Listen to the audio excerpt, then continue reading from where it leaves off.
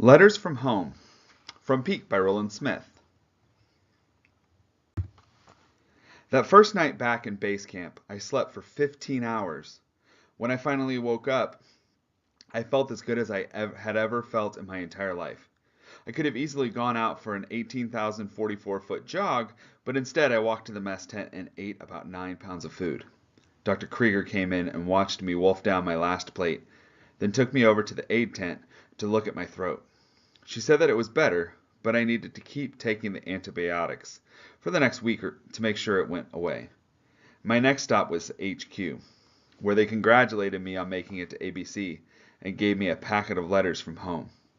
There was a card from Rolf, 2 letters from Mom, and 5 thick letters from Paula and Patrice. The envelopes were crumpled and smeared with dirt and grease. I looked at the postmarks. The mail had been sent to Josh's office in Chiang forwarded to Kathmandu, and from there, no doubt, thrown into a truck headed to the mountain. Thin air mail. Getting the letters caused my good mood to tank. I hadn't spent 1 minute thinking about my family since I'd arrived at base camp, and I felt a little guilty.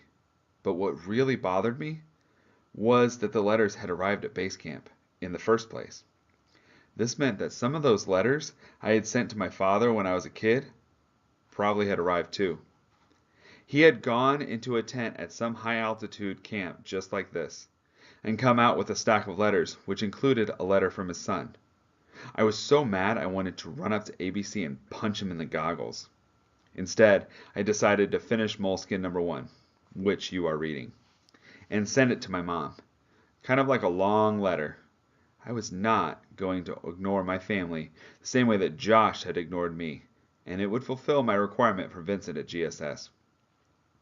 The next morning I went to the mess tent to get something to eat before getting back to the Moleskin. Sunho wasn't there. Boy very sick, the cook told me. I took a thermos of hot tea over to Sunho's tent. He was cocooned in his sleeping bag like a caterpillar larva, with only his stocking-capped head sticking out. "You shouldn't be here," he croaked, but I could tell he was happy to see me.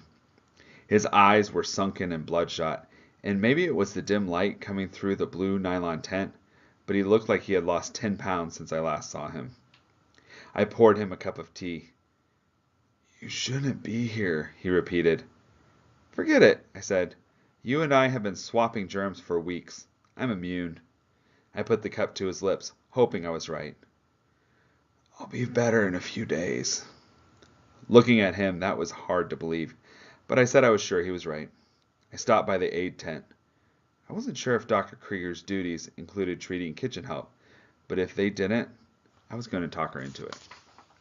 She was tapping away on her laptop, but stopped when I came in. "How are you feeling today?" "Fine. Worried about Sunho."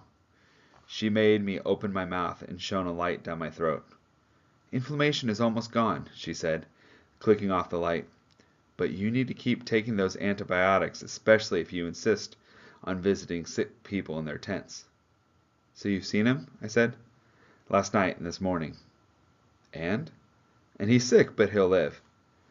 I spent the next 2 days writing and managed to finish the first Moleskin on the day Josh was returned from ABC and Camp 4. When I got to the end of the notebook, I wrote letters to Paula and Patrice, thanking them for the artwork they had sent and telling them how I had pinned it up in my tent, so it was the first thing I saw in the morning and the last thing I saw at night.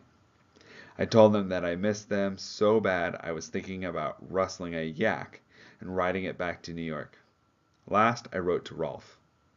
He had sent me a card with a photo of King Kong clinging to the Empire State Building. Inside were 3 $100 bills and a handwritten note. "Hang in there, Peak. I miss you. I want you home. Love, Rolf." Remember, Rolf is his stepdad. Not we. I miss you. I want you home.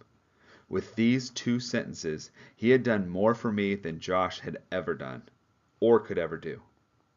I went over to HQ and addressed the envelopes. Sparky told me the mail would go out the following morning. When Josh arrived late that afternoon, I didn't tell him about the Moleskin or the letters. He didn't deserve to know. And that's the end of the chapter.